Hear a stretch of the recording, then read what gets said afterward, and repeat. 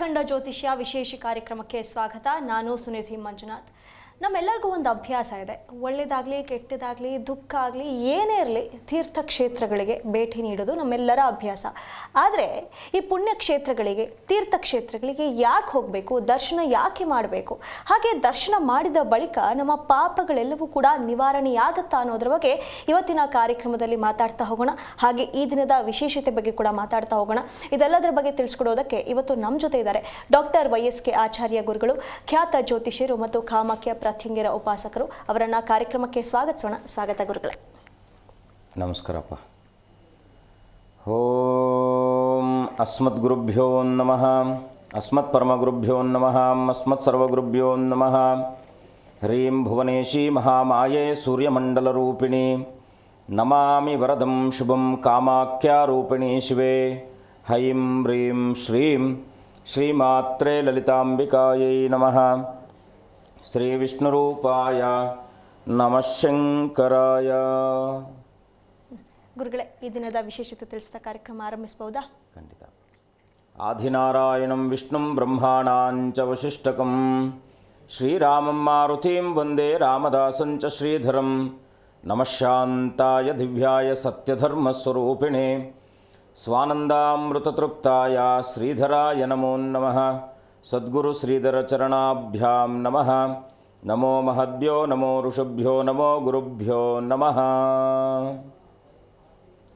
ಸಮಸ್ತ ವೀಕ್ಷಕರಿಗೂ, ದೇಶದ ಬೆನ್ನೆಲುಬಾದ ಪ್ರತಿಯೊಬ್ಬ ರೈತರಿಗೂ, ದೇಶಕ್ಕೆ ತಮ್ಮದೇ ಆದಂಥ ಕೊಡುಗೆಯನ್ನು ಕೊಡ್ತಾ ಇರತಕ್ಕಂಥ ಎಲ್ಲ ಸೇವಾನಿರತರಾಗಿರ್ತಕ್ಕಂತಹ ಸೈನಿಕರಿಗೂ, ಜೊತೆಗೆ ದೇಶಕ್ಕೆ ತಮ್ಮದೇ ಆದಂಥ ಕೊಡುಗೆಯನ್ನು ಕೊಡ್ತಾ ಇರತಕ್ಕಂಥ ಎಲ್ಲ ಸೇವಕರಾದಂತಹ ಚಾಲಕ ಸಾರಥಿಗಳಿಗೂ ಕೂಡ, ಜೊತೆಗೆ ಇವತ್ತಿನ ಈ ಒಂದು ಕಾಲಮಾನದಲ್ಲಿ ನಡೀತಾ ಇರತಕ್ಕಂಥ ಎಲ್ಲ ದುರ್ಘಟನಾದಿಗಳಿಂದ ಆದಷ್ಟು ಬೇಗ ಎಲ್ಲರಿಗೂ ಕೂಡ ಒಂದು ಸನ್ಮಂಗಳದಾಯಕವಾದಂಥ ಸದ್ಬುದ್ಧಿಯೊಂದಿಗೆ ವಿಶೇಷವಾಗಿರ್ತಕ್ಕಂಥ ಈ ಒಂದು ಆಪತ್ತಿನಿಂದ ನಿವೃತ್ತಿಯಾಗಲಿ ಅಂತಕ್ಕಂಥ ಒಂದು ಪ್ರಾರ್ಥನೆಯೊಂದಿಗೆ ಜಗದಂಬೆಯು ನಿಮ್ಮೆಲ್ಲರ ಮನೋಕಾಮನೆಗಳನ್ನು ಸಿದ್ಧಿಸುವ ಹಾಗೆ ಆ ತಾಯಿ ಅನುಗ್ರಹಿಸಲಿ.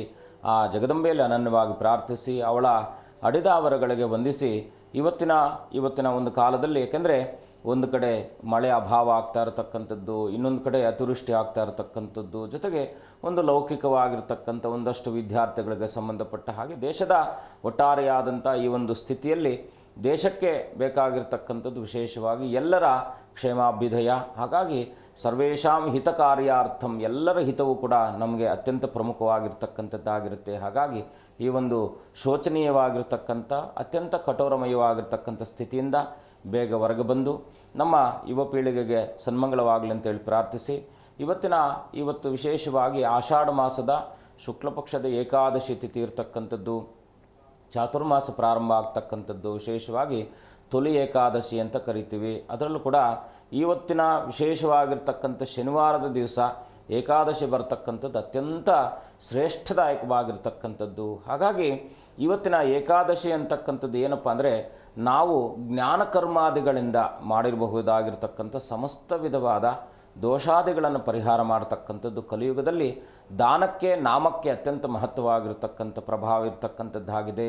ಹಾಗಿದ್ದಾಗ ನಮ್ಮೆಲ್ಲರ ಒಂದು ಸ್ವಚ್ಛತೆಯನ್ನು ಕಾಪಾಡ್ತಾ ಇರತಕ್ಕಂಥ ಪೌರ ಕಾರ್ಮಿಕರಿಗೆ ಇವತ್ತಿನ ದಿವಸ ಸತ್ಕರಿಸೋದು, ನಿಮ್ಮ ಶಕ್ತಿಯಾನುಸಾರದಲ್ಲಿ ಅವ್ರಿಗೇನಾದರೂ ಕೂಡ ಅನುಕೂಲ ಮಾಡಿಕೊಡ್ತಕ್ಕಂಥದ್ದು, ಅವರ ಮಕ್ಕಳಿಗೆ ಏನಾದರೂ ವಿದ್ಯಾಭ್ಯಾಸಕ್ಕೆ ಸಂಬಂಧಪಟ್ಟ ಹಾಗೆ ಆ ಒಂದು ವ್ಯವಸ್ಥೆಯನ್ನು ಮಾಡಿಕೊಡ್ತಕ್ಕಂಥದ್ದು, ಆರೋಗ್ಯಕ್ಕೆ ಸಂಬಂಧಪಟ್ಟ ಹಾಗೆ ತೊಂದರೆಗಳಲ್ಲಿರ್ತಕ್ಕಂಥವ್ರಿಗೆ ವ್ಯವಸ್ಥೆ ಮಾಡಿಕೊಡ್ತಕ್ಕಂಥದ್ದು. ಯಾಕೆಂದರೆ ಶನಿ ಅಂದರೆ ನಮ್ಮೆಲ್ಲರ ಕರ್ಮಕಾರಕನು ಮತ್ತು ಆಯುಷ್ಕಾರಕನಾಗಿರ್ತಕ್ಕಂಥವನು ಆಗ್ತಾನೆ. ಹಾಗಾಗಿ ಇವತ್ತಿನ ಈ ಒಂದು ದಿವಸ ವಿಶೇಷವಾಗಿ ಪೌರ ಕಾರ್ಮಿಕರನ್ನು ಯಾರೆಲ್ಲ ರಾಹು ಶನಿ ಕುಜರಾಹು ಮತ್ತು ಶುಕ್ರಾದಿತ್ಯ ಈ ಸಂಧಿಕಾಲಾದಿಗಳಲ್ಲಿ ನೀವು ಸಿಲುಕಿಕೊಂಡು ಯಾವೆಲ್ಲ ಹಣಕಾಸಿನ ವಿಚಾರದಲ್ಲಿ ಏನೇ ಪ್ರಯತ್ನ ಪಟ್ಟರೂ ಕೂಡ ನಿಮಗೆ ಅನುಕೂಲ ಆಗ್ತಾ ಇಲ್ಲ, ವಿಳಂಬ ಆಗ್ತಾ ಇದೆ, ಎಲ್ಲವೂ ನಿಧಾನ ಆಗ್ತಾ ಇದೆ ಅಂತಕ್ಕಂಥದ್ದಕ್ಕೆ ಮುಖ್ಯವಾಗಿ ಕರ್ಮಕಾರಕನಾಗಿರ್ತಕ್ಕಂಥ ಶನಿಯನ್ನು ಸಂತೃಪ್ತಿ ಪಡಿಸಬೇಕಾದ್ರೆ ಮುಖ್ಯವಾಗಿ ಯಾರು ಶ್ರಮಿಕರಿರ್ತಾರೆ, ನಿತ್ಯ ನಿರಂತರವಾಗಿ ಕಷ್ಟವನ್ನು ಪಡ್ತಾ ಇರ್ತಕ್ಕಂಥವ್ರು ಇರ್ತಾರೋ ಅವರನ್ನು ಸತ್ಕರಿಸೋದ್ರಿಂದ ವಿಶೇಷವಾಗಿರ್ತಕ್ಕಂಥ ಶನಿ ಅನುಗ್ರಹ ಸಿಗ್ತಕ್ಕಂಥದ್ದಾಗಿರುತ್ತೆ.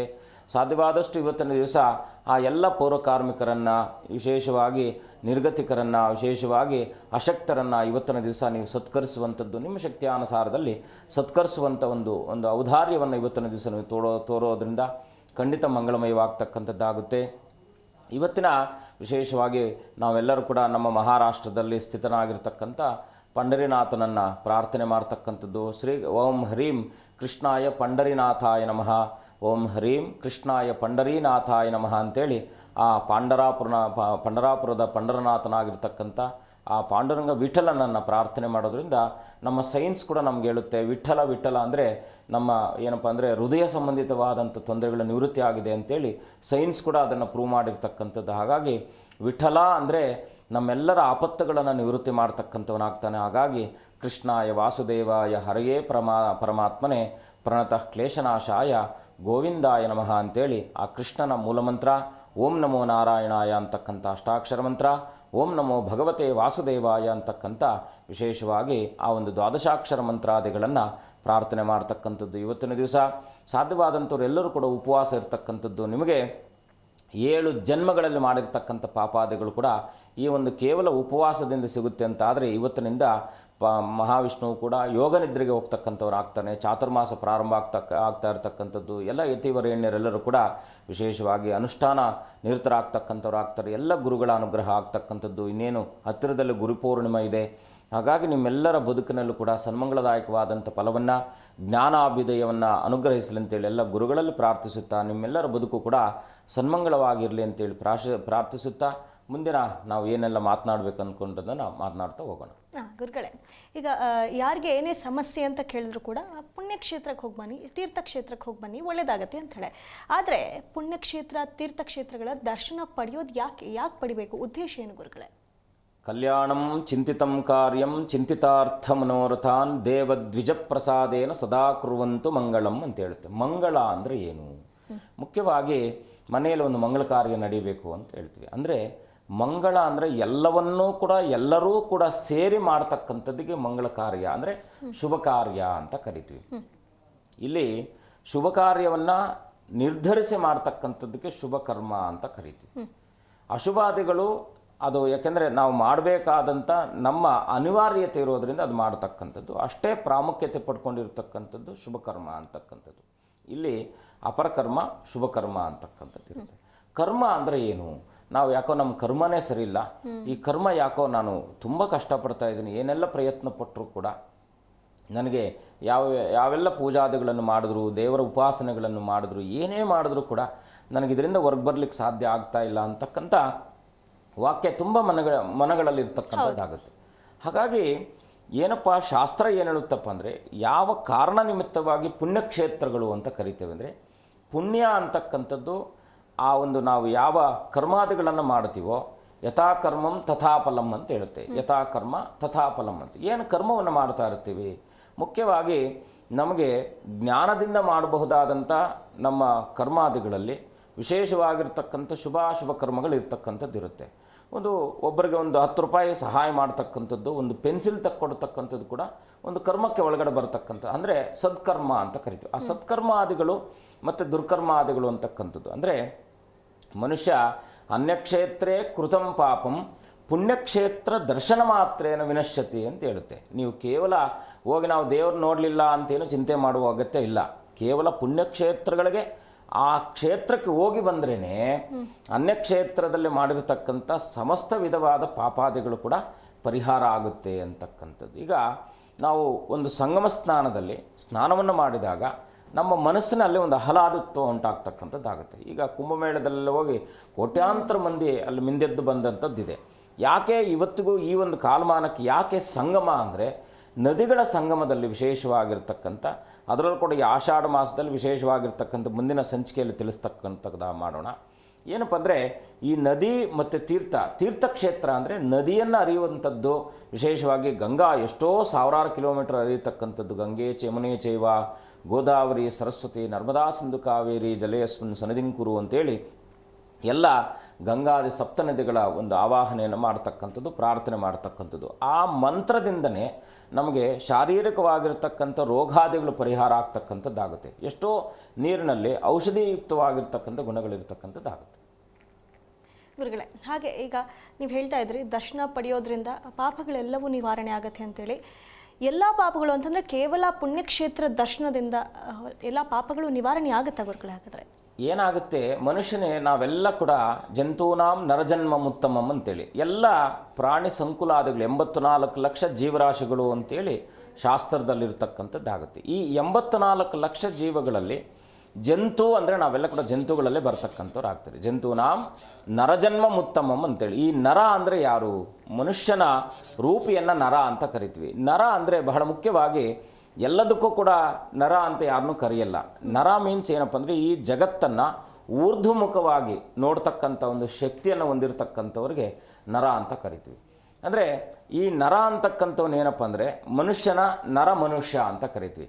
ಮನುಷ್ಯನ ಅವಿಭಾಜ್ಯ ಅಂಗವಾಗಿರ್ತಕ್ಕಂಥದ್ದು. ನಾವೆಲ್ಲ ಹೇಗೆ ನಮ್ಮ ದೇಹ ರಚನೆ ಆಗಿರುತ್ತಪ್ಪ ಅಂದರೆ ಎಲ್ಲ ಜೋಡಣೆಯುಕ್ತವಾಗಿರುತ್ತೆ. ಶರೀರವು ಕೂಡ ಜೋಡಣೆಯುಕ್ತವಾಗಿರ್ತಕ್ಕಂಥದ್ದಾಗಿರುತ್ತೆ.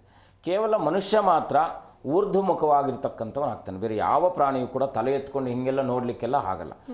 ನಾವು ಇರ್ತಕ್ಕಂಥದ್ದು ಕೇವಲ ಮರವನ್ನು ಬಿಟ್ಟರೆ ನಾವು ಮಾತ್ರ ಆ ಒಂದು ಸ್ಥಾನಕ್ಕೆ ನಾವು ಯಾಕೆಂದರೆ ನೆರಳಾಗ್ತಕ್ಕಂಥವ್ರು ಅಂತ. ಮನಸ್ಸಿನ ಅಂತರ್ಮುಖವಾದಂಥ ಬೆಳವಣಿಗೆಯೊಂದಿಗೆ ನಾವು ಬದುಕಬೇಕಾಗಿರ್ತಕ್ಕಂಥ ಸಮಾಜವನ್ನು ಪರಿಶುದ್ಧವಾಗಿಟ್ಕೊಂಡು ಯಾವೆಲ್ಲ ಕರ್ಮಗಳನ್ನು ಮಾಡ್ತೀವಿ ಅಂತಕ್ಕಂಥ ಅವಗಾಹನೆಯೊಂದಿಗೆ ಮಾಡ್ತಕ್ಕಂಥ ಒಂದು ಕರ್ಮವನ್ನು ನಾವು ಶುದ್ಧವಾದಂಥ ಕರ್ಮ ಅಂತ ಕರಿತೀವಿ. ಕರ್ಮದಲ್ಲಿ ಸಾಕಷ್ಟು ವಿಧಾನಗಳು ಇರ್ತಕ್ಕಂಥದ್ದು ಇರುತ್ತೆ. ಪ್ರಾರಬ್ಧ ಕರ್ಮ, ಸಂಚಿತ ಕರ್ಮ, ಆಗಾಮಿ ಕರ್ಮ ಅಂತಕ್ಕಂಥದ್ದು. ಈ ಪ್ರಾರಬ್ಧ ಕರ್ಮ ಅಂತಕ್ಕಂಥದ್ದು ನಾವು ಇಂದಿನ ಜನ್ಮದಲ್ಲಿ ಮಾಡಿರಬಹುದಾದಂಥ ಎಲ್ಲ ಕರ್ಮಾದಿಗಳು ನಮ್ಮೊಟ್ಟಿಗೆ ಬರ್ತಕ್ಕಂಥದ್ದಾಗುತ್ತೆ. ಅದರ ಸಂಯೋಜನೆಯಲ್ಲಿ ಉದ್ಭವ ಆಗ್ತಕ್ಕಂಥದ್ದು ನಮ್ಮ ದೇಹ ರಚನೆ. ಅದರಲ್ಲಿ ಇದಕ್ಕೆ ಕಾರಕತ್ವಗಳು ಯಾರಪ್ಪ ಅಂದರೆ ಮುಖ್ಯವಾಗಿ ಜ್ಯೋತಿಷ್ಯದಲ್ಲಿರ್ತಕ್ಕಂಥ ಗ್ರಹಗಳು. ಆತ್ಮಕಾರಕನ ಯಾರಪ್ಪ ಅಂದರೆ ರವಿ ಅಂತ ಕರೀತೀವಿ. ಮನೋಕಾರಕನ ಯಾರಪ್ಪ ಅಂದರೆ ನಾವು ಚಂದ್ರನನ್ನು ಕರಿತೀವಿ. ರಕ್ತಕಾರಕನ ಯಾರಪ್ಪ ಅಂದರೆ ಕುಜನ ಅಂತ ಕರಿತೀವಿ. ಮುಖ್ಯವಾಗಿ ನರಗಳಿಗೆ ಸಂಬಂಧಪಟ್ಟಂಥ ಕಾರಕತ್ವ ಯಾರಪ್ಪ ಅಂದರೆ ಬುಧನು ಅಂತ ಕರಿತೀವಿ. ದೇಹದ ರಚನೆಗೆ ಕಾರಕತ್ವ ಯಾರಪ್ಪ ಅಂದರೆ ಗುರು ಅಂತ ಕರಿತೀವಿ. ಮನಸ್ಸಿನ ಆಲೋಚನೆ ಮತ್ತು ವಿಧಾನವನ್ನು ರೂಢಿಸ್ಕೊಳ್ತಕ್ಕಂಥ ಶಕ್ತಿ ಯಾರಿಗಪ್ಪ ಇದೆ ಅಂದರೆ ಅದು ಶುಕ್ರನಿಂದ ಅಂತ ಕರಿತೀವಿ. ಕರ್ಮವನ್ನು ಹೇಗೆ ಮಾಡಬೇಕು, ನಮ್ಮ ಸಂಬಂಧಗಳನ್ನು ಹೇಗೆ ಬೆಸೆಯಬೇಕು ಅಂತಕ್ಕಂಥ ಎಲ್ಲ ಅಂದರೆ ನಮಗೆ ಬಹಳ ಮುಖ್ಯವಾಗಿ ಕೆಲವೊಂದಷ್ಟು ಬೋನ್ಸ್ಗೂ ಕೂಡ ಮೂಲ ಆಧಾರವನ್ನು ನಾವು ನಿಂತ್ಕೊಂಡಿದ್ದೀವಿ, ಭೂಮಿ ಮೇಲೆ ನಿಲ್ತೀವಿ ಅಂದರೆ ಅದಕ್ಕೆ ಶನಿ ಕಾರಕತ್ವ ಆಗ್ತಾನೆ. ದೇಹದ ರಚನೆ ಸಮೃದ್ಧವಾಗಿದೆಯಾ, ಸೌಷ್ಠತೆ ಇದೆಯಾ ಅಂತಕ್ಕಂಥ ರಚನೆಗೆ ನಾವು ರಾಹುಕಾರಕನಾಗ್ತಕ್ಕಂಥವನಾಗ್ತಾನೆ. ಇನ್ನು ನಾವು ಅಂತರ್ಮುಖವಾಗಿ ಎಲ್ಲವನ್ನು ನೋಡಿದಾಗ ಏನೆಲ್ಲ ಕೆಲಸ ಅದು ನಮಗೆ ಗೊತ್ತಿಲ್ಲದೆ ಊಟ ಮಾಡ್ತಕ್ಕಂಥ ಊಟ ಹೇಗೆ ಅದು ಪಚನ ಕ್ರಿಯೆಯಲ್ಲಿ ಅದು ಪ್ರಾರಂಭ ಮಾಡಿ ಪಚನವಾಗುತ್ತೋ, ಮನುಷ್ಯನಿಗೆ ಹ್ಯುಮಿನಿಟಿಯನ್ನು ಹೇಗೆ ಬೆಳೆಸ್ತಕ್ಕಂಥ ವ್ಯವಸ್ಥೆಗೆ ಕೇತು ಕಾರಕನಾಗ್ತಕ್ಕ. ಹೀಗೆ ಗ್ರಹಗಳು ಅಂತಕ್ಕಂಥದ್ದು ನಮ್ಮ ಮೇಲೆ ನಿತ್ಯ ನಿರಂತರವಾಗಿ ಆ ಗ್ರಹಗಳ ಅವಲಂಬನೆಯುಕ್ತವಾದಂಥ ಬದುಕು ನಮ್ಮದಾಗಿರ್ತಕ್ಕಂಥದ್ದಾಗ್ತದೆ. ಗುರುಗಳೇ, ಈಗ ಎಲ್ಲರಿಗೂ ಒಂದು ಪ್ರಶ್ನೆ. ಈಗ ನಾವೆಲ್ಲ ಹೋಗಿ ದರ್ಶನ ಪಡೆದು ಬರ್ತೀವಿ, ಹೌದು, ಆದರೆ ಅಲ್ಲೇ ವಾಸ ಇರ್ತಾರೆ ಅಂತಂದರೆ ಆ ಪುಣ್ಯಕ್ಷೇತ್ರಗಳ ಸುತ್ತಮುತ್ತಲೇ ಕೆಲವೊಂದಿಷ್ಟು ಜನ ವಾಸವಿರ್ತಾರೆ. ಆದರೂ ಕೂಡ ಅವರು ಬಡವರು ಯಾಕೆ ಇರ್ತಾರೆ, ಅವ್ರು ಯಾಕೆ ಶ್ರೀಮಂತರಾಗಿರೋದಿಲ್ಲ ಅನ್ನೋಂಥ ಪ್ರಶ್ನೆ ಇರುತ್ತೆ. ಕರೆಕ್ಟು. ಮುಖ್ಯವಾಗಿ ದೇವರು ಯಾಕಪ್ಪ ಅಂದರೆ ನಾನು ಆಗಲೇ ಹೇಳಿದೆ ಸಂಚಿತ ಕರ್ಮ ಅಂತ. ಈ ಸಂಚಿತ ಕರ್ಮಕ್ಕೆ ಈಗ ಒಬ್ಬ ಡಾಕ್ಟ್ರ್ ಯಾಕೆ ಡಾಕ್ಟರ್ ಆಗ್ತಾರೆ ಅಂದರೆ ಅವ್ರದ್ದು ಭಾವನೆ ಏನು, ಜನಗಳಿಗೆ ಸೇವೆ ಮಾಡಬೇಕು ಅಂತ. ಇಲ್ಲಿ ಭಕ್ತಿ ಸೇವೆ, ಶಕ್ತಿ ಸೇವೆ, ಮತ್ತು ವಿಶೇಷವಾಗಿ ಏನಪ್ಪ ಅಂದರೆ ಮಾನವನಿಗೆ ಸೇವೆ ಅಂತಕ್ಕಂಥದ್ದು ಮಾನವನಿಂದ ಮಾತ್ರ ಸಾಧ್ಯ ಆಗ್ತಕ್ಕಂಥದ್ದಾಗುತ್ತೆ. ಅದರಲ್ಲಿ ಭಕ್ತಿ ಇರ್ತಕ್ಕಂಥದ್ದು, ಭಕ್ತಿ ಅಂತಕ್ಕಂಥದ್ದು ಶ್ರದ್ಧಾ ಭಕ್ತಿಗಳ ಮೇಲೆ ಅವಲಂಬಿತವಾಗ್ತಕ್ಕಂಥದ್ದು. ಈಗ ಡಾಕ್ಟ್ರು ಸೇವೆ ಮಾಡ್ತಕ್ಕಂಥದ್ದು ಅವರ ವೈಯಕ್ತಿಕವಾದದ್ದು ಏನು ಅಲ್ಲಿ ಇಲ್ಲದೇ ಇದ್ದರೂ ಕೂಡ ಡಾಕ್ಟ್ರುಗಳು ಯಾಕೆ ಒಬ್ಬ ಪ್ರಾಣವನ್ನು ಉಳಿಸುವ ಸಲುವಾಗಿ ಪ್ರಯತ್ನವನ್ನು ಮಾಡ್ತಾರೆ. ಅವ್ರಿಗೆ ಗೊತ್ತಿರ್ತಕ್ಕಂಥ ಮಾರ್ಗದಲ್ಲಿ ಆ ಎಲ್ಲ ವ್ಯವಸ್ಥೆಯನ್ನು ಕಂಡುಕೊಂಡಿರ್ತಕ್ಕಂಥವ್ರು ಆಗ್ತಾರೆ. ಅಲ್ಲಿ ಅವರ ಪ್ರಯತ್ನ ಕಾರ್ಯಗಳಿರುತ್ತೆ. ಹಾಗೆ ಮನುಷ್ಯ ಭಕ್ತಿ ಸೇವೆ ಮತ್ತು ಸೇವಾ, ಭಕ್ತಿ ಮತ್ತು ಸೇವೆ ಈ ಎರಡರ ಸಂಯೋಜನೆ ಆಗ್ತಕ್ಕಂಥದ್ದು. ಅಲ್ಲೇ ಇರ್ತಕ್ಕಂಥವ್ರು ಯಾಕೆ ಅಂದರೆ ಅವರು ಸಂಪೂರ್ಣವಾಗಿರ್ತಕ್ಕಂಥ ದೇವರ ಸಾಮೀಪ್ಯದಲ್ಲಿದ್ದು ಬಡವರಾಗಿದ್ದಾರೆ ಅಂದರೆ ಬಹಳ ಮುಖ್ಯವಾಗಿ ಅವರು ಬೇಕಾಗಿರ್ತಕ್ಕಂಥ ಮೋಕ್ಷದೆಡೆಗೆ, ಮೋಕ್ಷವನ್ನು ಗಳಿಸುವಂಥ ಕಡೆಗೆ ಅವರ ಗಮನ ಇರತಕ್ಕಂಥದ್ದಾಗುತ್ತೆ. ಹಾಗಾಗಿ ಅವರನ್ನು ನಾವು ಭಕ್ತಿ ಸೇವಕರು ಅಂತ ಕರಿತೀವಿ. ಈ ಭಕ್ತಿ ಸೇವಕರು ಅಂದರೆ ಭಕ್ತಿ ಅಂದರೆ ಈಗ ಅಲ್ಲಿ ಕಸ ಗುಡಿಸ್ತಕ್ಕಂಥವ್ರು ಅವ್ರು ಇಲ್ಲದೇ ಇದ್ದರೆ ಆ ವಾತಾವರಣವೆಲ್ಲ ಕೂಡ ಅಶುದ್ಧವಾಗ್ತಕ್ಕಂಥದ್ದಾಗುತ್ತೆ. ದೇವರಿಗೆ ಎಷ್ಟು ಶ್ರೇಷ್ಠರಂದರೆ ಅಲ್ಲಿರ್ತಕ್ಕಂಥ ಒಳಗಡೆ ದೇವರನ್ನು ಮುಟ್ಟಿ ಸ್ಪರ್ಶಿಸುವಂತಹ ಯಾವ ಅರ್ಚಕ ವೃಂದ ಇರ್ತಕ್ಕಂಥದ್ದಾಗಿರುತ್ತೋ ಅವರಿಗಿಂತಲೂ ಶ್ರೇಷ್ಠವಾದವರು ಅಲ್ಲಿ ಕ್ಲೀನ್ ಮಾಡ್ತಕ್ಕಂಥವ್ರು, ಸ್ವಚ್ಛಗೊಳಿಸ್ತಕ್ಕಂಥವ್ರು ಅಂತೇಳಿ ಕೃಷ್ಣ ಹೇಳಿರ್ತಕ್ಕಂಥದ್ದಿದೆ. ಹಾಗಾಗಿ ಅಲ್ಲಿ ಹುಟ್ಟಿರ್ತಕ್ಕಂಥವ್ರು ಯಾಕೆ ಬಡವರಾಗಿರ್ತಾರಪ್ಪ ಅಂದರೆ ಅವರು ಮುಂದಿನ ಜೀವನಕ್ಕೋಸ್ಕರವಾಗಿ ದೇವರ ಸೇವೆಯನ್ನು ಮಾಡಿ ವಿನಾ ಯಾವುದೇ ಅಪೇಕ್ಷೆಗಳಿಲ್ದಿರ, ಲೌಕಿಕವಾಗಿ ಅಥವಾ ಪಾರಮಾರ್ಥಿಕವಾಗಿ ಯಾವುದೇ ಅಪೇಕ್ಷೆಗಳಿಲ್ದಿರ ದೇವರ ಸೇವೆ ಮಾಡ್ತಾ ಇರ್ತಕ್ಕಂಥವ್ರು. ಹಾಗಾಗಿ ಕರ್ಮಾನುಸಾರದಲ್ಲಿ ಅಲ್ಲೇ ಹುಟ್ಟಿ ಅಲ್ಲೇ ಸೇವೆಯನ್ನು ಮಾಡ್ತಾ ಇದ್ದಾರೆ ಅಂದರೆ ಅವ್ರಿಗೆ ಕರ್ಮ ಸವಿತಾ ಇದೆ ಅಂತ ಅರ್ಥ. ನಾವೇನು ಸೇವೆಯನ್ನು ಮಾಡಬೇಕು. ಅಲ್ಲಿ ಹೋದಾಗ ನಮ್ದು ಈ ಥರ ಸೇವೆಗಳಿದ್ದಾವೆ, ಈಗ ಅರ್ಚನಾ ಸೇವೆ, ಅಭಿಷೇಕ ಸೇವೆ, ಪ್ರಸಾದ ಸೇವೆ, ಆ ಸೇವೆ ಈ ಸೇವೆ ಅಂತ ಇರ್ತಾರೆ. ನಾವೆಲ್ಲರೂ ಕೂಡ ಬಾಹ್ಯ ಅಂದರೆ ಹೊರಗಿನಿಂದ ಹೋದಂಥವರು ಕ್ಷೇತ್ರಕ್ಕೆ ಹೋದಾಗ ಅದಕ್ಕೆ ಅನ್ಯಕ್ಷೇತ್ರೇ ಕೃತಂ ಪಾಪಂ ಪುಣ್ಯಕ್ಷೇತ್ರ ದರ್ಶನ ಮಾತ್ರೇನ ವಿನಶ್ಯತಿ ಅಂತ ಹೇಳುತ್ತೆ. ನಾವು ಮಾಡಿರ್ತಕ್ಕಂಥ ಜ್ಞಾನಾಜ್ಞಾನಾದಿಗಳಿಂದ ಮಾಡಿರಬಹುದಾದಂಥ ಸಮಸ್ತ ಕರ್ಮಾದಿಗಳನ್ನು ಕೂಡ ನಾವು ತೊಳ್ಕೊಳ್ಳುವ ಸಲುವಾಗಿ ದೇವರ ಒಂದು ಆಶೀಸ್ಸನ್ನು, ದೇವರ ಒಂದು ಅನುಗ್ರಹವನ್ನು ಪಡೆಯುವ ಸಲುವಾಗಿ ನಾವು ಕ್ಷೇತ್ರಗಳಿಗೆ ಹೋಗ್ತಕ್ಕಂಥವ್ರು ಆಗ್ತೀವಿ. ಅಲ್ಲಿ ಇರ್ತಕ್ಕಂಥವ್ರಿಗೂ ನಮಗೇನಪ್ಪ ಅಂದರೆ ಅದಕ್ಕೆ ಅಲ್ಲಿ ಹೋಗಿ ನಾವೇನಂದರೆ ಅಲ್ಲಿ ಹೋದಾಗ ನಮ್ಮ ಮನಸ್ಸು ಏನು ಅನಿಸುತ್ತೆ, ಒಂದು 10 ರೂಪಾಯಿ ಯಾರಿಗೊಬ್ರಿಗೆ ಕೊಟ್ಟರೆ ಅಬ್ಬಾ ತೃಪ್ತ ಭಾವ ಬರ್ತಕ್ಕಂಥದ್ದಾಗುತ್ತೆ. ಯಾಕೆ? ನಿಜವಾಗಿಯೂ ಆಸಕ್ತನಾದಂಥವನು ಮಾತ್ರ ದೇವಸ್ಥಾನದಲ್ಲಿ ಅವನು ಯಾಚಕ ಬದುಕನ್ನು ಮಾಡ್ತಾ ಇರ್ತಕ್ಕಂಥವನು ಆಗ್ತಾರೆ. ಅಂದರೆ ಬೇಡ್ತಕ್ಕಂಥವನು ಅಂತ. ಬೇಡುವವನು ಯಾರು? ಅವನು ಬೇಡುವವನು ಯಾವುದನ್ನು ಬೇಡ್ತಾನೆ, ನಾವು ಕೂಡ ಬೇಡ್ತೀವಿ ದೇವರ ಹತ್ರ ಹೋಗಿ. ದೇವರ ಹತ್ರ ಹೋಗಿ ನಾವು ಸುಮ್ಮನೆ ಬರಲ್ಲ, ಅಪ್ಲಿಕೇಶನ್ ಹಾಕ್ತೀವಿ. ನಾವು ಭಿಕ್ಷುಕರಲ್ಲಿ ದೇವರ ಮುಂದೆ ದೇವರ ಮುಂದೆ ನಾವು ಪ್ರಾರ್ಥನೆ ಮಾಡ್ತೀವಿ, ನಮ್ಮ ಮುಂದೆ ಅವರು. ಯಾಕಂದ್ರೆ ಅವ್ರಿಗೆ ಹೊಟ್ಟೆ ಅಶಕ್ತರಾಗಿರ್ತಕ್ಕಂಥವ್ರು, ಅವ್ರಿಗೆ ನಿಜವಾದ ಅಶಕ್ತರಾಗಿದ್ದು ಅಲ್ಲಿ ಅವ್ರಿಗೆ ಯಾರೋ ಅನಾಥೋ ದೈವರಕ್ಷಕ ಅಂತ ಹೇಳುತ್ತೆ. ಅವರು ಅಲ್ಲಿ ಹೋಗಿ ಕೂತ್ಕೊಂಡು ಅಲ್ಲಿ ಆ ಒಂದು ಭಿಕ್ಷೆಯನ್ನು ಬೇಡ್ತಾ ಇದ್ದಾಗ, ಕೆಲವರು ಈಗ ದೇವಸ್ಥಾನಗಳಿಗೆ ಹೋದರೆ ಯಾರು ಭಿಕ್ಷೆ ಹಾಕಬಾರ್ದು, ಹಂಗೆ ಬಂದರೆ ನಮ್ಮ ಪಾಪ ನಾವು ಮಾಡಿರ್ತಕ್ಕಂಥ ಪುಣ್ಯ ಹೋಗ್ಬಿಡುತ್ತೆ ಅಂತ ಹೇಳ್ತಾರೆ. ಎಂಥ ಮೂರ್ಖರು ಅಂದರೆ ಅಂಥ ಮೂರ್ಖರು ಏನಾಗ್ಬಿಟ್ಟಿದೆ ಇವತ್ತು, ಅವರು ಸ್ವೇಚ್ಛಾಚಾರವಾಗಿ ಎಲ್ಲ ಮಾತನಾಡ್ತಕ್ಕಂಥದ್ದನ್ನು ಶಾಸ್ತ್ರ ಗೊತ್ತೇ ಇರಲ್ಲ ಅವ್ರಿಗೆ, ಶಾಸ್ತ್ರದ ಒಂದು ಕಿಂಚಿತ್ತು ಕೂಡ ಅವಗಾಹನೆ ಇರಲ್ಲ, ಆದರೂ ಕೂಡ ಮಾತನಾಡ್ತಕ್ಕಂಥವ್ರು. ಯಾಕಂದರೆ 4 ಮಾತು ಮಾತನಾಡ್ತಕ್ಕಂಥ ಶಕ್ತಿ ಇರುತ್ತಲ್ವ, ಆ ಮಾತಿನ ಮೇಲೆ ಮಾತನಾಡ್ತಕ್ಕಂಥವ್ರು ಆಗ್ತಾರೆ. ನೋಡಿ, ಯಾರಿಗೇ ಸೇವೆ ಮಾಡಿದ್ರು ಕೂಡ ಸೇವಾ ಮನೋಭಾವನೆಯಿಂದ ನೀವು ಯಾರಿಗೆ ಸೇವೆ ಮಾಡಿದ್ರು ಕೂಡ ಅದು ನಾವು, ಯಾಕಂದರೆ ಮನುಷ್ಯನ ಸೇವೆಯನ್ನು ನಾವು ದೇವರ ಯಾಕಂದರೆ ಎಲ್ಲ ಶ್ರೇಷ್ಠವಾಗಿರ್ತಕ್ಕಂಥವನು ಮನುಷ್ಯನ ಸೇವೆ ಮಾಡೋದ್ರಿಂದ. ಯಾಕಂದರೆ ಮನುಷ್ಯನಿಗೆ ಜ್ಞಾನ ಇರ್ತಕ್ಕಂಥದ್ದಾಗಿದೆ. ಅಶಕ್ತನಾದವನಿಗೆ ಈಗ ಯಾವುದೋ ಒಬ್ಬ ಹಾಸ್ಪಿಟಲೈಸರ್ ಆದಾಗ ಅವನು ಎಲ್ಲ ದಿಕ್ಕು ತೋಚದೆ ಇದ್ದಾಗ ಯಾರೋ ಒಬ್ಬರಿಗೆ ಅವನಿಗೆ ಒಂದು 10,000 ರೂಪಾಯಿ ಅವ್ನಿಗೆ ಅಕೌಂಟ್ಗೆ ಹಾಕ್ಬಿಟ್ರೆ ದೇವರ ಥರ ಕಾಣ್ತಾರೆ ಅವ್ರಿಗೆ. ಯಾಕೆ? ಆ ದೇವರ ರೂಪಿಯಾಗಿ ದೈವಂ ಮಾನುಷ ರೂಪೇಣ ಅಂತ ಹೇಳುತ್ತೆ. ದೇವರು ಅಂತಕ್ಕಂಥವನು ಯಾವುದೋ ಗಿಡ ಮರಗಳಲ್ಲಿ ಇಲ್ಲ. ನಕಾಶೆ ನಪಾಶ್ವೆ ನರುಣ್ಮಯೇ. ದೇವರಂತಕ್ಕಂಥವನು ಎಲ್ಲಿದ್ದಾನಪ್ಪ ಅಂದರೆ ಭೃತ್ಯ ಪರಿಚಾರಕ ಭೃತ್ಯ ಅಂತ ಹೇಳುತ್ತೆ. ಕುಲಶೇಖರ ಆಳ್ವಾರ್ ಅವರು ಒಂದು ಸಿಂಪಲ್ ಆಗಿರ್ತಕ್ಕಂಥ ಒಂದು ಶ್ಲೋಕವನ್ನು ಹೇಳಿದ್ದಾರೆ. ತದ್ಭೃತ್ಯ ಪರಿಚಾರಕ ಭೃತ್ಯಸ್ಯ ಭೃತ್ಯ ಇತಿ ಮಾಂ ಸ್ಮರಲೋಕನಾಥ. ಎಷ್ಟು ಅದ್ಭುತವಾಗಿದೆ ಅಂದರೆ, ನಾವು ಯಾವರನ್ನ ಕೆಲವರು ದೇವರು ನಂಬಲ್ಲ, ಸಂತೋಷ, ಅವ್ರ ಸೇವೆ ಬೇರೆ ರೀತಿಯಲ್ಲಿ ಇರ್ತಕ್ಕಂಥ. ನಾವು ಸಮಾಜವನ್ನು ಹಿತವಾಗಿ ಇಟ್ಕೊಳ್ಬೇಕಾದ್ರೆ ಎಲ್ಲರನ್ನು ಕೂಡ ಗೌರವಿಸುವಂಥದ್ದಾಗಿರಬೇಕು. ದೇವರು ಅಂತಕ್ಕಂಥದ್ದು ಮಿಗಿಲಾದ ಒಂದು ಶಕ್ತಿ, ನಮಗೆ ಒಂದು ಆಧಾರ ಸ್ತಂಭವಾಗಿರ್ತಕ್ಕಂಥವನು ದೇವರು. ಪುಣ್ಯಕ್ಷೇತ್ರಗಳಿಗೆ ಹೋದಾಗ ಸಾಧ್ಯವಾದಷ್ಟು ಹಣ್ಣು ಹಂಪಲಾದಿಗಳನ್ನು ಈಗ ಅವನೇನು ತೃಪ್ತಿಯನ್ನು ಹೊಂದ್ತಾನೆ, ಅಲ್ಲಿದ್ದಂಥವನಿಗೆ ಏನು ಕೊಟ್ಟರೆ ತೃಪ್ತಿ ಆಗ್ತಾನೆ ಅಂತಕ್ಕಂಥ ಮನೋಭಾವನೆ ಇಟ್ಕೊಂಡು ನೀವು ದಾನ ಧರ್ಮಾದಿಗಳನ್ನು ಮಾಡೋದ್ರಿಂದ ಖಂಡಿತ ನಿಮಗೆ ಸಂಚಿತ ಕರ್ಮಾದಿಗಳು ನಿವೃತ್ತಿ ಆಗ್ತಕ್ಕಂಥದ್ದಾಗುತ್ತೆ. ಹೊಸಕೋಟೆಯಿಂದ ಒಬ್ರು ಕಾಲರ್ ಇದ್ದಾರೆ. ಹೆಲೋ, ನಮಸ್ಕಾರ. ನಮಸ್ಕಾರ. ಎಲ್ಲಿಂದ ಕರೆ ಮಾಡ್ತಿರೋದು? ಹೊಸಕೋಟೆಯಿಂದ. ಯಾರ ಬಗ್ಗೆ ಕೇಳಬೇಕಾಗಿತ್ತು? ಮಗ ಬಗ್ಗೆ. ಸರಿ, 1 ರಿಂದ 30 ಒಂದು ಸಂಖ್ಯೆನ ಆಯ್ಕೆ ಮಾಡಿ. 1 ರಿಂದ 3 ಒಳಗಡೆನಾ? 3. ಗುರುಗಳಿದ್ದಾರೆ, ಮಾತನಾಡಿ. ನಮಸ್ಕಾರ ತಾಯಿ, ಹೇಗಿದ್ದೀರಾ? ಚೆನ್ನಾಗಿದ್ದೀರಿ, ನೀವು? ಅಮ್ಮ ಚೆನ್ನಾಗಿದ್ದೀನಿ ತಾಯಿ ಒಳ್ಳೇದು ಮಾಡಲಿಮ್ಮ. ಏನು ನಿಮ್ಮ ಪ್ರಾರ್ಥನೆ, ಪ್ರಶ್ನೆ ಏನಿದೆ ತಾಯಿ? ಯಾವಾಗಲೂ ಆರೋಗ್ಯ ಕೆಡುತ್ತೆ ಸ್ವಾಮಿ ನಮ್ಮ ಮಗನಿಗೆ. ವಿನಯ್ ಅಂತ. ಏನು ಹೆಸರಿಟ್ಟಿದ್ದೀರಾ? ವಿನಯ್. ಅಮ್ಮ, ನೀವು ಯಾವುದಾದ್ರೂ ಗುರುಗಳ ಸನ್ನಿಧಾನಕ್ಕೆ ಏನಾದರೂ ನಡ್ಕೊಂಡಿದ್ದು, ಗುರುವಿನ ಅಂದರೆ ಏನಾದರೂ ಗುರುಗಳ ಸೇವೆ ಬಾಕಿ ಉಳಿಸ್ಕೊಂಡಿದ್ದೀರಾ? ಗುರುಗಳ ಸೇವೆ ಏನು ಮುಕ್ಕೊಂಡಿದ್ದಿಲ್ಲ. ನಿಮ್ಮ ಮಗ ಹುಟ್ಟಬೇಕಾದ್ರೆ ಏನಾದರೂ ಗುರುವನ್ನು ಪ್ರಾರ್ಥನೆ ಮಾಡಿರೋದು ಉಂಟಾ?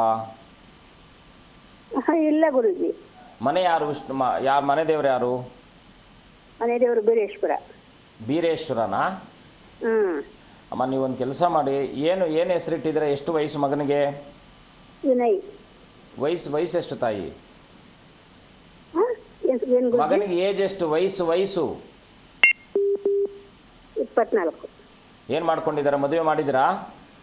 ಇನ್ನೂ ಇಲ್ಲ ಗುರುಜಿ, ನೋಡ್ಬೇಕು, ಮಾಡ್ಬೇಕು ಅಂತಿದ್ರೆ, ಆದರೆ ಆರೋಗ್ಯ ಚೆನ್ನಾಗಿಲ್ಲ, ಹುಡುಕ್ತಾ ಇದ್ದೀವಿ. ಕರೆಕ್ಟು. ಏನು ಶಾರೀರಿಕವಾದಂಥ ಸಮಸ್ಯೆ ಏನು ತೋರಿಸ್ತಾ ಇದೆ? ಆವಾಗ ಅವಾಗ ಸ್ವಲ್ಪ ಒಂಥರ ಗಸೆ ಥರ ಬರುತ್ತೆ, ಉಸಿರಾಡಕ್ಕೆ ಒಂಥರ. ಆಮೇಲೆ ಎಲ್ಲನ ತೋರಿಸ್ಕೊಂಬಂದ್ರೆ ಸ್ವಲ್ಪ ಮೇಲೆ ಆಗುತ್ತೆ. ಅದೇ ಅಮ್ಮ, ಏನಾಗಿದೆ ಅವ್ರಿಗೆ ಪೂರ್ವಜನ್ಮಕ್ಕೆ ಸಂಬಂಧಪಟ್ಟ ಹಾಗೆ ಜನ್ಮದಲ್ಲಿ ಮಾಂದ್ಯ ಸಂಯೋಜನೆ ಬಂದಾಗ ಶರೀರದಲ್ಲೇ ಹುಟ್ಟಿರ್ತಕ್ಕಂಥ ರೋಗ ಅಂತಕ್ಕಂಥದ್ದು ತೋರಿಸುತ್ತೆ. ಇದನ್ನು ಪರಿಹಾರ ಮಾಡಿಕೊಳ್ಬೇಕಾದ್ರೆ ನೀವು ಮುಖ್ಯವಾಗಿ ಅಹೋಬಲ ನಾರಸಿಂಹ ಕ್ಷೇತ್ರ ಅಂತ ಇದೆ ಆಂಧ್ರದಲ್ಲಿ. ಅಹೋಬಲ ನಾರಸಿಂಹ ಕ್ಷೇತ್ರ, ನವನಾರಸಿಂಹ ಕ್ಷೇತ್ರ ಅಂತ ಇದೆ. ಒಂದೊಮ್ಮೆ ಈ ಪರಿಹಾರಕ್ಕೋಸ್ಕರವಾಗಿ, ಯಾಕೆಂದರೆ ರವಿ ಗುರು ಸಂಯೋಜನೆ ಬಂದಾಗ ಮುಖ್ಯವಾಗಿ ನೀವು ಆ ರೀತಿಯಾದಂಥ ಮಹಾವಿಷ್ಣುವಿನ ಅತ್ಯಂತ ಉತ್ಕೃಷ್ಟ ಫಲಗಳನ್ನು ಕೊಡ್ತಕ್ಕಂಥ ನರಸಿಂಹ ಅಂದ್ರೆ ನಿಮ್ಗೆ ಗೊತ್ತು, ಉಗ್ರ ದೇವತೆ ಅಂತ ಅಲ್ವಾ. ಪರಿಹಾರಕ್ಕೋಸ್ಕರವಾಗಿ ಪ್ರತಿ ಮಂಗಳವಾರದ ದಿವಸ ಒಂದು ಏನು ನರಸಿಂಹಸ್ವಾಮಿ ಸನ್ನಿಧಾನದಲ್ಲಿ ಈ ಮಗನ ಹೆಸರಲ್ಲಿ ಅರ್ಚನೆಯನ್ನು ಮಾಡಿಸಿ ಅನುಕೂಲ ಇದ್ದರೆ, ಇಲ್ಲ ಅಂದರೆ ಅವ್ರು ಹುಟ್ಟಿರ್ತಕ್ಕಂಥ ದಿನ ಯಾವ ದಿನ ಇದೆಯೋ ಆ ದಿನದಲ್ಲೇ ದೇವರ ಪ್ರಾರ್ಥನೆ ಮಾಡಿ ಒಂದು ದೀಪವನ್ನು ಹಚ್ಚಿಟ್ಟು ಮನೆಯಲ್ಲೇ ನರಸಿಂಹನನ್ನು ಪ್ರಾರ್ಥನೆ ಮಾಡಿ ಒಂದೊಮ್ಮೆ ನಿಮ್ಮ ಮಗನನ್ನು ಕರ್ಕೊಂಡು ನವನಾರಸಿಂಹ ಕ್ಷೇತ್ರಕ್ಕೆ ಹೋಗಿ ಬನ್ನಿ ತಾಯಿ, ಖಂಡಿತ ಒಳ್ಳೆಯದಾಗುತ್ತೆ. ಶುಭವಾಗಲಿಮ್ಮ. ಧನ್ಯವಾದಗಳು ಕರೆ ಮಾಡಿದ್ದಕ್ಕೆ. ಹಾಗೆ ಮೈಸೂರಿಂದ ಲಕ್ಷ್ಮಮ್ಮ ಅಂತ ಹೇಳಿ ಕಾಲರ್ ಇದ್ದಾರೆ. ಲಕ್ಷ್ಮಮ್ಮ ಅವರೇ, ಯಾರ ಬಗ್ಗೆ ಕೇಳಬೇಕಾಗಿತ್ತು? ಹಲೋ, ನಮಸ್ತೆ ಮೇಡಮ್. ನಮಸ್ಕಾರ. ನಾವು ಸ್ವಲ್ಪ ಜೋರಾಗಿ ಮಾತನಾಡ್ಬೋದಾ? ಮನೆ ಬಗ್ಗೆ. ಯಾರ ಬಗ್ಗೆ ಕೇಳಬೇಕಾಗಿತ್ತು? ಮನೆ ಬಗ್ಗೆ ಕೇಳಬೇಕು. ಮನೆ ಬಗ್ಗೆನಾ? ಸರಿ, 1 ರಿಂದ 30 ಒಂದು ಸಂಖ್ಯೆಯನ್ನು ಆಯ್ಕೆ ಮಾಡಿ. 9 ಮೇಡಮ್. ಗುರುಗಳಿದ್ದಾರೆ, ಮಾತನಾಡಿ. ತಾಯಿ ನಮಸ್ಕಾರಮ್ಮ, ಹೇಗಿದ್ದೀರಾ? ನಮಸ್ತೆ ಗುರುಜಿ, ಚೆನ್ನಾಗಿದ್ದೀವಿ. ನೀವು ಚೆನ್ನಾಗಿದ್ದೀರಾ ಗುರು? ಅಮ್ಮ ಚೆನ್ನಾಗಿದ್ದೀನಿ ತಾಯಿ, ಒಳ್ಳೇದು ಮಾಡಲಿ. ಅಮ್ಮ, ಏನು ನಿಮ್ಮ ಪ್ರಶ್ನೆ? ನಮ್ಮದು ಇದಾಗ್ತಿಲ್ಲ ಗುರುಜಿ, ಇದು ಮನೆ ಎಲ್ಲ ರೆಡಿ ಆಗೈತೆ, ಪ್ರವೇಶ ಆಯ್ತಾ ಇಲ್ಲ. ಏನಾಗ್ತಿಲ್ಲ ತಾಯಿ? ಮನೆ ಎಲ್ಲ ರೆಡಿ ಐತೆ, ಹಾಂ, ಗೃಹ ಪ್ರವೇಶ ಆಯ್ತಾ ಇಲ್ಲ. ಏನು ಚಿಂತೆ ಮಾಡುವ ಅಗತ್ಯ ಇಲ್ಲ, ಖಂಡಿತ ಒಳ್ಳೆಯದಾಗುತ್ತೆ. ಈಗ ತಾನೇ ಗುರುವಿನ ಅನುಗ್ರಹ ನಿಮಗೆ ಬಂದಿದೆ, ಏನು ಚಿಂತೆ ಮಾಡುವ ಅಗತ್ಯ ಇಲ್ಲ. ಒಂದೊಮ್ಮೆ ಮನೆ ದೇವರಿಗೆ ಹೋಗಿ ಬಂದು ಪ್ರಾರ್ಥನೆ ಮಾಡ್ಕೊಳ್ಳಿ.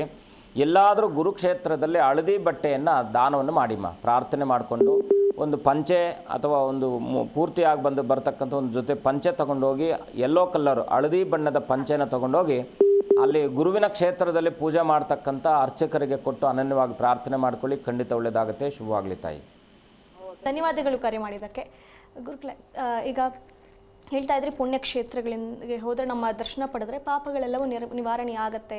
ಈ ಒಂದು ಅಭ್ಯಾಸ ಒಳ್ಳೆಯದೇ, ಆದರೆ ಎಲ್ಲರಿಗೂ ಕೂಡ ಅನುಕೂಲ ಇರೋದಿಲ್ಲ. ಈಗ ಪುಣ್ಯಕ್ಷೇತ್ರಗಳಿಗೆ ಹೋಗಿ ಬರೋ ಅನುಕೂಲ ಇರೋದಿಲ್ಲ, ಅಂಥವ್ರು ಏನು ಮಾಡಬೇಕು? ಪುಣ್ಯ ಅಂದರೆ ಏನು? ಪುಣ್ಯ ಅಂದರೆ ಸಂಪತ್ತು ಅಂತ, ಇನ್ನೇನು ಇಲ್ಲ. ಅದು ಯಾವ ರೀತಿ ಆದದ್ದು ಸಂಪತ್ತು. ದೇವರು ಸರ್ವೇ ಸಾಮಾನ್ಯವಾಗಿ ಪ್ರತಿಯೊಬ್ಬರು ಕೂಡ ಯಾವುದಾದ್ರೂ ಪುಣ್ಯಕ್ಷೇತ್ರಕ್ಕೆ ಹೋಗುವಂಥ ಒಂದು ಅಭ್ಯಾಸವನ್ನು ಇಟ್ಕೊಂಡಿರ್ತಾರೆ, ರೂಢಿಗತವಾಗಿ ಅಭ್ಯಾಸವನ್ನು ಇಟ್ಕೊಂಡಿರ್ತಕ್ಕಂಥವ್ರು ಆಗ್ತಾರೆ. ಇಲ್ಲಿ ಕರ್ಮ, ಭಕ್ತಿ ಮತ್ತು ಜ್ಞಾನ, ನಾವು ಮಾಡ್ತಕ್ಕಂಥ ಕರ್ಮದಲ್ಲೇ ನಾವು ದೇವರನ್ನು ಕಾಣ್ಬೋದು, ಮಾಡುವಂಥ ಪೂಜಾ ವಿಧಾನದಲ್ಲೇ ದೇವರನ್ನು ಕಾಣ್ಬೋದು, ಮಾಡುವಂಥ ಸೇವೆಯಲ್ಲೇ ದೇವರನ್ನು ಕಾಣ್ಬೋದು. ಏನಪ್ಪ ಅಂದರೆ, ದೇವರು ಆಕಾಶಾತ್ ಪತಿತಂ ತೋಯಂ ಯಥಾ ಗಚ್ಚತಿ ಸಾಗರಂ ಸರ್ವದೇವ ನಮಸ್ಕಾರಂ ಕೇಶವಂ ಪ್ರತಿಗಚ್ಚತೆ ಅಂತ ಹೇಳುತ್ತೆ ಶಾಸ್ತ್ರ. ಎಲ್ಲ ಈ ಆಕಾಶ ಅಂದರೆ ನಮಗಿರ್ತಕ್ಕಂಥ ಒಂದು ಅಂಬ್ರಲ. ಸೊ ಎಲ್ಲವನ್ನು ಕೂಡ ತನ್ನ ಹಿಡಿತದಲ್ಲಿ ಇಟ್ಕೊಂಡಿರ್ತಕ್ಕಂಥದ್ದು ಆಕಾಶ. ಭೂಮಿಯನ್ನು ಸಮೇತವಾಗಿ ಎಲ್ಲವೂ ಕೂಡ ತನ್ನ ಅಧೀನದಲ್ಲಿ ಇಟ್ಕೊಂಡು ಕೆಲಸ ಮಾಡ್ತಕ್ಕಂಥ ಈ ಪಂಚಭೂತಗಳಲ್ಲಿ ವಿಶೇಷವಾಗಿರ್ತಕ್ಕಂಥ ಸ್ಥಾನಮಾನಾದಿಗಳನ್ನು ನಾವು ಪ್ರತ್ಯಕ್ಷ ದೈವತೆಯನ್ನು, ಸೂರ್ಯನನ್ನು ಉಪಾಸನೆಯನ್ನು ಮಾಡ್ತೀವಿ. ಯಾರೆಲ್ಲ ಪ್ರತಿನಿತ್ಯವೂ ಕೂಡ ಸೂರ್ಯ ನಮಸ್ಕಾರವನ್ನು ಮಾಡುವಂಥ ಅಭ್ಯಾಸವನ್ನು ಮಾಡಿಕೊಂಡ್ರೆ, ನೀವು ಯಾವ ಪುಣ್ಯಕ್ಷೇತ್ರಕ್ಕೆ ಹೋಗಲಿಲ್ಲ ಅಂದರೂ ಕೂಡ ಅದು ನಮಗೆ ಅದರ ಫಲಿತಾಂಶವನ್ನು ಕೊಡ್ತಕ್ಕಂಥದ್ದಾಗತ್ತೆ. ಯಾಕಂದರೆ ಅಪ್ರತ್ಯಕ್ಷಾಣಿ ಶಾಸ್ತ್ರಾಣಿ ವಿವಾದಸ್ಥೇಶು ಕೇವಲಂ ಅಂತ ಹೇಳುತ್ತೆ. ನಮಗೆ ಯಾವುದು ಗೊತ್ತಿಲ್ಲವೋ ಅದನ್ನು ನಾವು ಕೇವಲವಾಗಿ ಕಾಣ್ತೀವಿ, ಯಾವುದು ಗೊತ್ತಾಗುತ್ತೋ ಅದನ್ನು ನಾವು ಅದ್ಭುತವಾಗಿ ಕಾಣ್ತೀವಿ. ಒಬ್ಬರು ಮಾತನಾಡ್ತಾ ಇದ್ದರೆ, ಒಂದು ಚಾನಲ್ ಒಂದು ಹಾಡು ಹೇಳ್ತಾ ಇದ್ದರೆ, ಒಂದು 100 ಜನ ಸಂಗೀತಕ್ಕೆ ಅಷ್ಟು ಶಕ್ತಿ ಇರತಕ್ಕಂಥದ್ದು, ಒಂದು ವಿಶೇಷವಾಗಿರ್ತಕ್ಕಂಥ ರಾಗವನ್ನು ಸಂಯೋಜನೆ ಮಾಡಿ ಹಾಡಿದಾಗ ಎಲ್ಲರೂ ಮುಗ್ಧವಾಗ್ತಕ್ಕಂಥದ್ದಾಗುತ್ತೆ. ಹಾಗಾಗಿ ಮಂತ್ರ ಅಂತಕ್ಕಂಥದ್ದು ಭಕ್ತಿ ಮತ್ತು ಶ್ರದ್ಧೆ ಮತ್ತು ನಂಬಿಕೆ ಇದರ ಮೇಲೆ ಆಧಾರವಾಗಿರ್ತಕ್ಕಂಥದ್ದಾಗುತ್ತೆ. ಕರ್ಮ ಸೇವೆ ಇದೆ, ಬಹಳ ಮುಖ್ಯವಾಗಿ ಭಕ್ತಿ ಸೇವೆ ಇದೆ. ನೀವು ಯಾವ ಸೇವೆಯನ್ನಾದರೂ ಮಾಡಿ. ಆಕಾಶಾತ್ ಪತಿತಂ ತೋಯಂ ಯಥಾ ಗಚ್ಚತಿ ಸಾಗರಂ ಸರ್ವ ದೇವ ನಮಸ್ಕಾರಂ ಕೇಶವಂ. ನೀವು ಎಷ್ಟೇ ಸಮುದ್ರ ಸ್ನಾನವನ್ನು ಮಾಡಿ, ಎಷ್ಟೇ ಪುಣ್ಯಕ್ಷೇತ್ರಗಳ ದರ್ಶನವನ್ನು ಮಾಡಿ, ಏನೇ ಮಾಡಿದ್ರೂ ಕೂಡ ಸೂರ್ಯನಾರಾಯಣನಿಗೆ ಪ್ರತಿನಿತ್ಯ ಒಂದು ನಮಸ್ಕಾರ ಮಾಡಿದ್ರೆ ಅವ್ರಿಗೆ ಎಲ್ಲ ವಿಧವಾದ ಪುಣ್ಯತಮವಾದಂಥ ಫಲಗಳು ಸಿಗ್ತಕ್ಕಂಥದ್ದಾಗುತ್ತೆ. ಎರಡನೇದು ಏನಪ್ಪ ಮಾಡ್ಬೋದು, ಗೋ ಸೇವೆ ಮಾಡ್ಬೋದು, ವಿಶೇಷವಾಗಿ ಮಾನವನ ಸೇವೆ ಮಾಡ್ತಕ್ಕಂಥದ್ದು. ಏನಪ್ಪ ಅಂದರೆ ಪ್ರಕೃತಿಯನ್ನು ಪ್ರೀತಿಸ್ತಕ್ಕಂಥದ್ದು. ಪ್ರಕೃತಿ ಮಡಲಲ್ಲಿರ್ತಕ್ಕಂಥ ಪ್ರತಿ ಗಿಡ ಯಾವುದು ಬೇಡ, 108 ದಿವಸ ಬಿಲ್ಲೋಪತ್ರ ಮರಕ್ಕೆ ಪ್ರದಕ್ಷಿಣೆ ಮಾಡಿದ್ರೆ ನಿಮಗೆ ಎಷ್ಟೋ ನಿಂತು ಹೋದ ಕಾರ್ಯಾದಗಳು ಪ್ರಾರಂಭ ಆಗ್ತಕ್ಕಂಥದ್ದಾಗತ್ತೆ. 108 ದಿವಸ ಅರಳಿ ಮರಕ್ಕೆ ಪ್ರದಕ್ಷಿಣೆ ಮಾಡಿದ್ರೆ ಎಷ್ಟೋ ಸಂಚಿತ ಕರ್ಮಗಳು ವಿಮೋಚನೆ ಆಗ್ತಕ್ಕಂಥದ್ದಾಗುತ್ತೆ. ಔದುಂಬರ ಹತ್ತಿ ಮರಕ್ಕೆ ಪ್ರದಕ್ಷಿಣೆ ಮಾಡೋದ್ರಿಂದ ವಾತ ಪ್ರೇತ ಬಾಧಾದಿಗಳು ಕೂಡ ನಿವೃತ್ತಿ ಆಗ್ತಕ್ಕ, ಅಂದರೆ ವಾತಕ್ಕೆ ಸಂಬಂಧಪಟ್ಟ ರೋಗಾದಿಗಳು, ಪ್ರೇತ ಬಾಧಾದಿಗಳು, ಆಪಚಾರ ಕೃತ್ರಿಮ ದೋಷಾದಿಗಳು ಕೂಡ ಪರಿಹಾರ ಆಗ್ತವೆ. ಯಾಕೆ ಅಂದರೆ ನಮಗೆ ಒಂದು ಲಯಪ್ರದವಾದಂಥದ್ದನ್ನು ಪ್ರತಿಯೊಂದನ್ನು ಕೂಡ ತಿಳಿಸಿಕೊಟ್ಟಿರತಕ್ಕಂಥ ಶಾಸ್ತ್ರ ಅಂತಕ್ಕಂಥ ವಿಧಿವತ್ತಾದ ಒಂದು ಕ್ರಿಯೆ ಇದೆ. ಆ ವಿಧಿವತ್ತಾದ ಕ್ರಿಯೆಯನ್ನು ನಾವು ಶ್ರದ್ಧೆಯಿಂದ ಮಾಡಿದಾಗ ಖಂಡಿತ ಪ್ರತಿಯೊಬ್ಬರ ಬದುಕಿನಲ್ಲೂ ಕೂಡ ನೀವು ಎಷ್ಟೇ ನಿಮಗೆ ಆ ಒಂದು ತೊಂದರೆಗಳಿದ್ದರೂ ಕೂಡ ಪರಿಹಾರ ಆಗ್ತಕ್ಕಂಥದ್ದಾಗುತ್ತೆ. ಇದು ಯಾಕೆ ಅಂದರೆ ನಂಬಿಕೆ. ನಾವು ಎಲ್ಲವನ್ನು ಕೂಡ ಒಂದು ಭತ್ತವನ್ನು ನಾಟಿ ಮಾಡಿ 3 ತಿಂಗಳು ವೆಯ್ಟ್ ಮಾಡಬೇಕಾಗುತ್ತೆ. ಅದು ನಮಗೆ ಪೂರ್ಣತ್ವವಾದಂಥ ಫಸಲನ್ನು ಕೊಡ್ಬೋದು, ಅಪೂರ್ಣವನ್ನು ಕೊಡ್ಬೋದು. ಮಳೆ ಮೇಲೆ ನಿರ್ಧಾರ ಆಗುತ್ತೆ, ಬೆಳೆ ಮೇಲೆ ನಿರ್ಧಾರ ಆಗುತ್ತೆ. ಹಾಗೆ ಶ್ರದ್ಧೆಯಿಂದ ನೀವು ಮಾಡಿದಂಥ ಒಂದು ಕೆಲಸ ಖಂಡಿತ ಭಗವಂತನ ಪ್ರೇರಣೆಯಿಂದ ಖಂಡಿತ ಲಾಭ ಆಗ್ತಕ್ಕಂಥದ್ದಾಗುತ್ತೆ. ಮೊದಲು ಆತ್ಮಬಲ, ನಂತರ ಮನೋಬಲ, ಆನಂತರ ದಿಗ್ಬಲ, ದೈವಬಲ ಅಂತಕ್ಕಂಥ. ಮೊದಲನೇ ಅದನ್ನು ನಿಮ್ಮ ಆಲೋಚನೆ ಸ್ಪಷ್ಟವಾಗಿ ಇಟ್ಕೊಂಡಾಗ ಪ್ರತಿಯೊಬ್ಬರ ಬದುಕಿನಲ್ಲೂ ಕೂಡ ಶುದ್ಧತೆ ಮತ್ತು ಮಾನಸಿಕ ಸದೃಢತೆಯನ್ನು ಕಾಪಾಡಿಕೊಂಡಾಗ ಎಲ್ಲ ರೀತಿಯಲ್ಲೂ ಕೂಡ ಮಂಗಳ ಆಗ್ತಕ್ಕಂಥದ್ದಾಗುತ್ತೆ.